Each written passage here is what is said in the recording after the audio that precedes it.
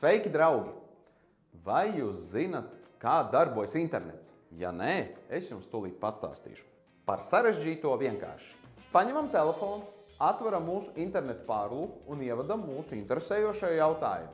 Šajā gadījumā, kur dzīvo Ziemassvētku vecītis? Mūsu telefons ir savienots ar rūteri caur Wi-Fi signālu.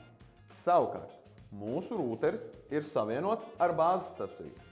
Vēlams ar 5G tīklu, labākam ātrumam. Mūsu uzdotais jautājums no bāzes stacijas iet cauri ugunsmūrim. Ja, piemēram, izmanto bites internetu, te nāk palīgā mūsu antivīrus plus. Pēc drošības pārbaudes šī ziņa nonāk interneta vidē, jeb virtuālajā pasaulē.